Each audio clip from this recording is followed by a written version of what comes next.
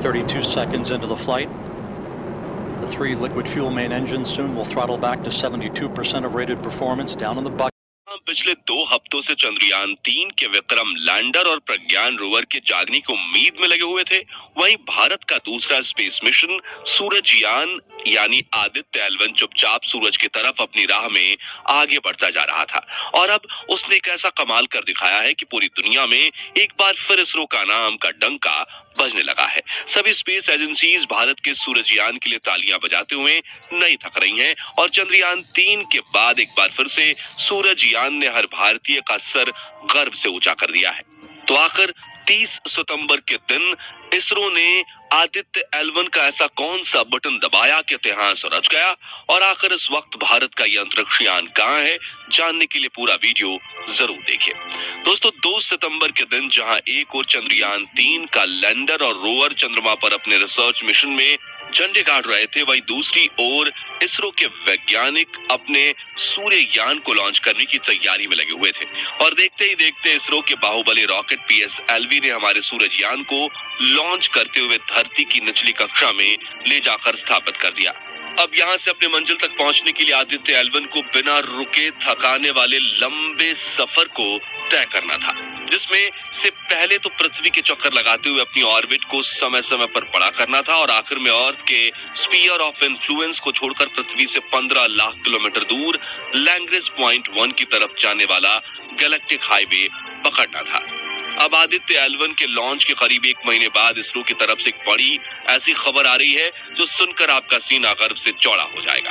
दरअसल 2 सितंबर को लॉन्च होने के बाद 3 सितंबर के दिन इसरो के वैज्ञानिकों ने पहली बार बटन दबाकर आदित्य L1 का पावरफुल इंजन ऑन किया था और पहला मैन्यूवर पूरा करके इसे धरती की पहली ऑर्बिट में धकेल दिया था, जिसके बाद 5 सितंबर के दिन दूसरा मैन्यूवर हुआ, 10 सितंबर के दिन तीसरा मैन्यूवर परफॉर्म किया गया, 15 सितंबर के दिन चौथा मैन्यूवर हुआ। इस दौरान आदित्य L1 पृथ्वी से न्यूनतम 256 और अधिकतम 1,12,973 किलोमीटर की दूरी वाली ऑर्बिट में चक्कर लगा रहा था और फिर 15 दिन तक शांति से चक्कर काटने के बाद 30 सितंबर के दिन तो भारत के इस अंतरिक्ष यान ने कमाल ही कर दिया। दरअसल उस शाम जैसे ही आदित्य L1 अपनी कक्षा के पेरिजी पॉइंट यानी न्यूनतम 256 किलोमीटर की दूरी पर पहुंचा, तभी इसरो के वैज्ञानिकों ने बटन दबाया और करीब आधे घंटे तक इस शक्तिमान स्पेसक्राफ्ट के इंजन को फायर किया, जिससे इसने अर्थ के स्फीयर ऑफ इन्फ्लुएंस को छोड़कर अपने मंजिल यानी लैग्रेंज पॉइंट 1 की तरफ जाने वाला लंबा गैलेक्टिक हाईवे पकड़ लिया। आपको बता दें कि धरती की गुरुत्वाकर्षण सीमा छोड़ना काफी मुश्किल काम होता है, क्योंकि इस दौरान अगर कुछ सेकंड्स पहले या कुछ सेकंड्स लेट भी इंजन फायर किया गया तो 40,000 किलोमीटर प्रति घंटे की रफ्तार से चल रहे स्पेसक्राफ्ट को पृथ्वी का गुरुत्वाकर्षण या तो सतह की तरफ धकेल कर वातावरण में ही जला देगा या फिर कहीं दूर डीप स्पेस में फेंक देगा। इस दौरान इन स्पेसक्राफ्ट के पास इतना फ्यूल भी नहीं होता कि वे खुद को संभालते हुए फिर से अपनी ऑर्बिट पकड़े। इसी वजह से आउट ऑफ कंट्रोल होकर कहीं खो जाते हैं और पूरा मिशन धरा का धरा रह जाता है। आपको यह जानकर हैरानी होगी कि इस तरह से रोटेशन करते हुए पृथ्वी की सीमा को छोड़ने में पूरी दुनिया में इसरो ही सबसे ज्यादा माहिर स्पेस एजेंसी है, क्योंकि पहले तो इसने अपने मार्स ऑर्बिटर मिशन यानी मंगलयान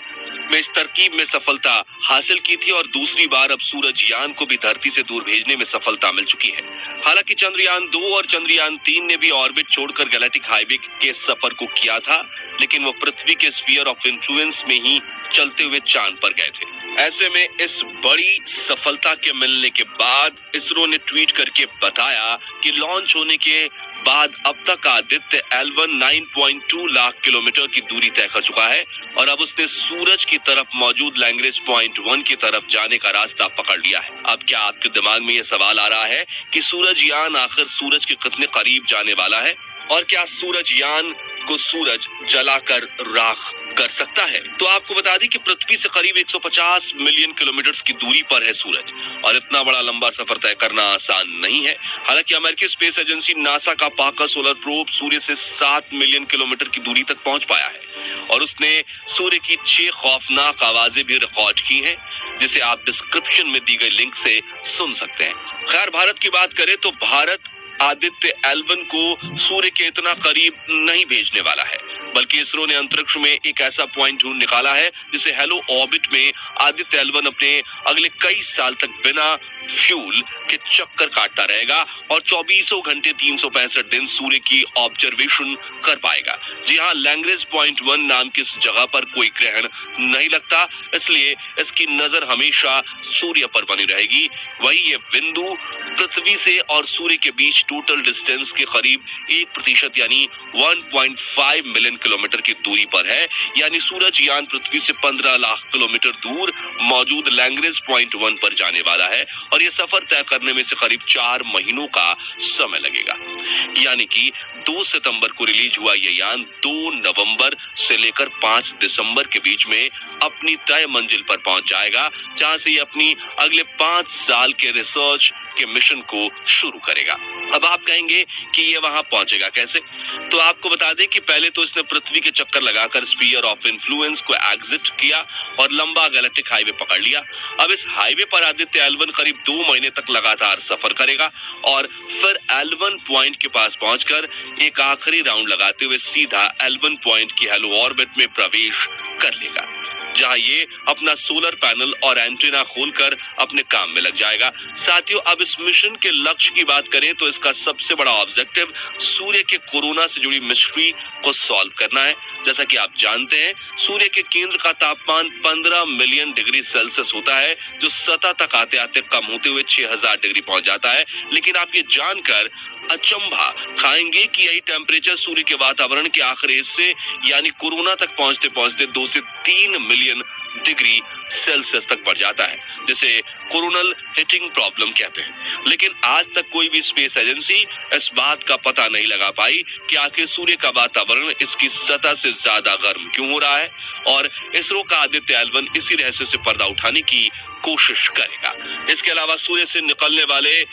सोलर स्टॉर्म यानी कि सौर तूफानों की स्टडी करेगा, जिनमें सूर्य अपने आप में से काफी भारी मात्रा में गर्म मैटर को रिलीज करता है और ये तूफान अंतरिक्ष में काफी तबाही मचाते हैं। हालांकि पृथ्वी की मैग्नेटिक फील्ड हमें इनसे बचा लेती है, लेकिन अगर हमें अंतरिक्ष में जाना है तो इन सौर तूफानों के आने का समय और तीव्रता के बारे में जानकारी होना बेहद जरूरी है। वहीं ये एक तारे के रूप में सूर्य की स्टडी करेगा और अपनी ऑर्बिट में रहकर पृथ्वी पर भी नजर बनाए रखेगा।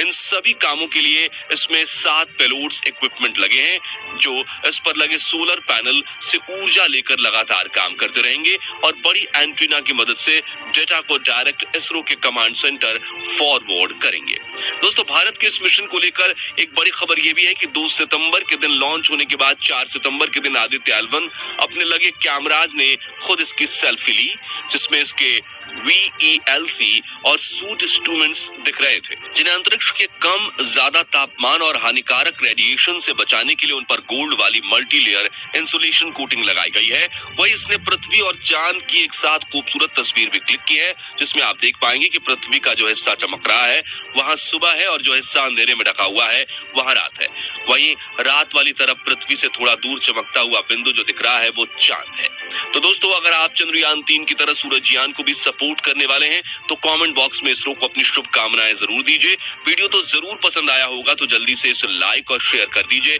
साथ ही ऐसी रोमांचक वीडियोस देखने के लिए हमारे चैनल को सब्सक्राइब करके पास वाली घंटी जरूर बजा दीजिए और हमारे फेसबुक पेज को फॉलो करना मत भूलिएगा। धन्यवाद।